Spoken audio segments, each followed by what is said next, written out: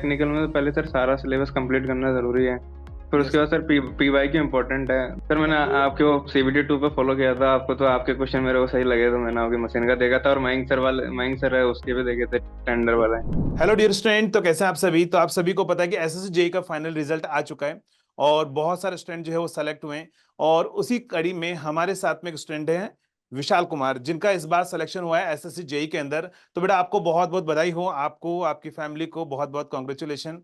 तो आप कैसा थैंक यू फील हो रहा सर। है, कैसा फील हो रहा है सर सिलेक्शन के बाद में। सर काफी अच्छा फील हो रहा है।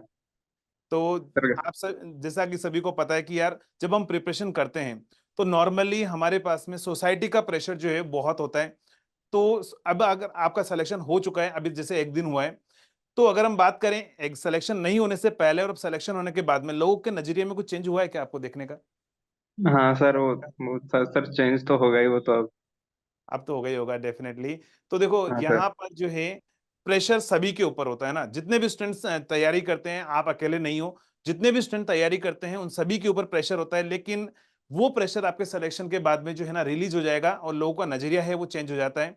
तो देखो मेन सबसे बड़ी बात ये कि एसएससी जेई 2024 का एग्जाम भी आने वाला है और बहुत हाँ सारे सर। स्टूडेंट इसकी प्रिपरेशन कर रहे हैं। तो उनको किस तरीके से प्रिपरेशन करनी चाहिए, नॉन टेक और टेक्निकल की, आपने किस किस तरीके से प्रिपरेशन की थी। सर टेक्निकल में तो पहले सर सारा सिलेबस कंप्लीट करना जरूरी है। फिर उसके यस। बाद सर पीवाई क्यू इम्पोर्टेंट है, तो उनको लगाना ही पड़ेगा आपको। फिर अच्छा, उसके अगर बाद पीवाईक्यू की अगर हम बात करें तो लगभग कितने परसेंट क्वेश्चन जो है पीवाईक्यू में से मिल जाते हैं हमें। सर लगभग सब सारा लगभग पीवाई क्यू में से होता है, काफी थोड़ा बहुत ही नया होता है बस। तो मतलब अगर 80-90% क्वेश्चन जो है पीवाईक्यू में से ही नॉर्मली पूछे जाते हैं एग्जाम्स के अंदर। हाँ सर, उनसे रिलेटेड ही होते हैं ज्यादा, बाहर से नहीं होते कुछ भी। तो यानी कि अगर आप 24 का एग्जाम दे रहे हैं तो ध्यान रखना आपको पीवाईक्यू जरूर लगाना है, क्योंकि वहां से लगभग आपको 80-90% क्वेश्चन जो है पीवाईक्यू में से आपको मिल जाएंगे। अच्छा ये बताओ विशाल, ये जो आपका फर्स्ट अटेम्प्ट था या सेकंड अटेम्प्ट। सर मेरी sir to last year sir BTech complete हुई थी, तो उस टाइम कोचिंग ज्वाइन की थी मैंने एक इधर ही जयपुर में। तो सर उधर उधर तब कोर्स कंप्लीट नहीं होता, तब उस टाइम दी थी पहली बार, तो इस बार सेकंड टाइम दी है। अच्छा अभी आपने सेकंड सेकंड अटेम्प्ट था आपका, है ना। हाँ और सर। आप जो है कौन से ईयर में पास आउट है, 22 के अंदर। हाँ सर। तो यानी कि अगर हम बात करें तो यार बहुत सारे स्टूडेंट ऐसा भी हो सकता है जिन्होंने फर्स्ट अटेम्प्ट दिया होगा, कुछ मार्क्स से रह गए होंगे। तो अगर आप अपनी पढ़ाई कंटिन्यू रखते हैं, जैसे विशाल ने अपनी पढ़ाई कंटिन्यू रखी, ऐसा नहीं कि फर्स्ट बार पेपर दिया है सिलेक्शन नहीं हुआ तो उन्होंने पढ़ाई छोड़ दी, नहीं। पढ़ाई अगर आप कंटिन्यू रखोगे तो आगे जाकर आने वाले एग्जाम्स में कहीं ना कहीं आपका सिलेक्शन जरूर होगा, क्योंकि मेहनत अगर आप करते हो तो मेहनत जो है वो बेकार नहीं जाती है, कहीं ना कहीं आपको उसका आउटपुट जरूर मिलेगा। Right dear. हाँ सर।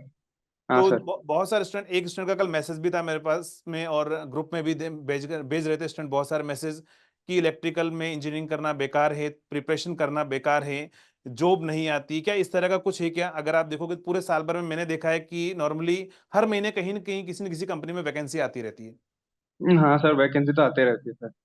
तो जितने भी स्टूडेंट अभी जो प्रिपरेशन कर रहे हैं 24 के लिए, उन्हें क्या बोलना चाहेंगे। Sir best of luck for the. अच्छा बेस्ट ऑफ लक। और उनको नॉन टेक, जैसे आपको बताइए यार सबसे ज्यादा मैटर करता है पहले पेपर में नॉन टेक्निकल, और नॉन टेक्निकल इंजीनियर का थोड़ा सा वीक होता है। तो आपने नॉन टेक किस तरीके से प्रिपरेशन की थी।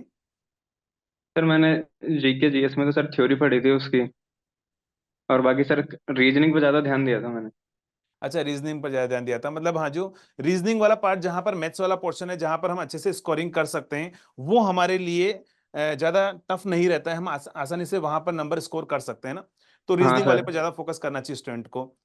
हाँ चलिए। सर। चलिए बहुत सही है। और सीबीटी 2 का जैसे आपने इस बार पेपर दिया हुआ था और इससे पहले भी आपने देखा होगा जब कन्वेंशनल पेपर हुआ करता था, तो इस बार का जो पेपर है वो पहले के कंपैरिजन में क्या लगा था, इजी या फिर टफ लगा था आपको इस बार। सर मेरा लास्ट टाइम प्री क्लियर नहीं हुआ था, तो मेरा इस बार पहली बार ही दिया था मेंस। मतलब आपने देखा होगा ना जो पीवाईक्यू अपन देखते हैं कि यार मेंस में कौन कौन से पीवाईक्यू आ रखे हैं, पहले कन्वेंशनल पेपर था और अभी जो आपको पेपर का लेवल लगा था वो कैसा था, इजी था या टफ था आपको। सर इस बार तो बहुत सिंपल आया था पेपर, बिल्कुल पीवाईक्यू जैसा था।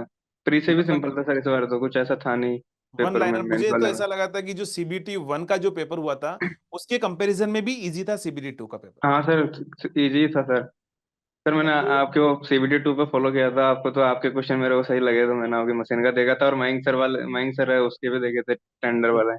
टेंडर वाला यूटिलाइजेशन, क्योंकि टेंडर और ये काफी इंपॉर्टेंट टॉपिक है।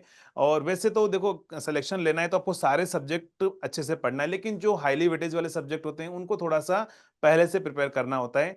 तो जैसे अगर हम बात करें आगे चले, तो आपने इस बार प्रिपरेशन की, क्या लगता है आपको सीबीडी 2 का जो अगली बार का पेपर होगा, क्या लगता है इतना इजी आ पाएगा? सर थोड़ा बहुत चेंज कर देंगे इस बार। इस बार हो सकता है शायद प्री वाला थोड़ा इजी दे दे, मेंस तो हार्ड देंगे शायद। क्योंकि इस बार थोड़ा सा, एक तो क्या या- इसी बार पैटर्न चेंज हुआ था, तो ऐसा भी हो सकता है कि यार पहली बार अगर टफ पेपर दे दे तो स्टूडेंट डिमोटिवेट ना हो जाए। और दो हाँ महीने सर। का ही टाइम ड्यूरेशन था, कि 2 महीने में उन्होंने पैटर्न चेंज किया था, 2 महीने में नया पेपर बना भी नहीं पाए होंगे। तो मेरे हाँ अकॉर्डिंग इसलिए उन्होंने थोड़ा इजी रखा होगा, लेकिन इस बार अगली बार जो है थोड़ा सा हाई रहेगा लेवल, मेरा ऐसा मानना है। क्या बोलते हो आप? हाँ सर, लेकिन जब ज्यादा तो नहीं देंगे वो, फिर भी नॉर्मल ही रहेगा। अच्छा, नॉर्मली रहेगा क्योंकि डिप्लोमा वाले स्टूडेंट भी है डेफिनेटली। अच्छा, आपने बीटेक किया था या डिप्लोमा किया था? सर मैंने तो बीटेक किया था। अच्छा, बीटेक किया था। चलिए, बहुत बहुत बधाई हो। तो देखो दोस्त, अगर आप अपनी प्रिपरेशन कर रहे हैं 24 की, या किसी भी एग्जाम की प्रिपरेशन कर रहे हैं, मैं तो बोल रहा हूँ आने वाले टाइम में कोई भी पीएसयूज का एग्जाम, या किसी स्टेट जेई का एग्जाम, या एई का एग्जाम अगर आप दे रहे हैं, और अगर अपनी प्रिपरेशन आप कंटिन्यू रखते हैं, तो 101% आपका सिलेक्शन जरूर होगा। आपके सामने लाइव एग्जाम्पल है, इन्होंने भी फर्स्ट अटेम्प्ट दिया था, नहीं हुआ था, लेकिन जो है इन्होंने हार नहीं मानी है ना, इन्होंने अपनी पढ़ाई कंटिन्यू रखी, और इनके जो वीक पोर्शन थे, उन वीक पोर्शन पर उन्होंने कमांड रखा, फिर से अच्छे से प्रिपेयर की, उनको अच्छे से स्ट्रांग किया, और इस बार जो है उन्होंने सिलेक्शन लिया है। तो मैं बोल रहा हूं, अगर आपकी भी जो वीक पोर्शन रहे हैं 23 के अंदर, जिन जिन रीजन की वजह से आपका सिलेक्शन नहीं हो पाया है, तो उन सभी पॉइंटों को आप लिखें, उनके ऊपर वर्कआउट करें, और उसके बाद में जो है अच्छे से अपनी प्रिपरेशन करके अच्छा सा अटेम्प्ट लें, और आने वाले एग्जाम में आप भी सिलेक्शन जो है वो ले सकते हैं। तो अच्छा, आपने जो है इंजीनियर्स वाला से जो जुड़े थे, आप कौन सा बैच आपने ज्वाइन किया था? सीबीडी 2 में सर फॉलो एक किया था?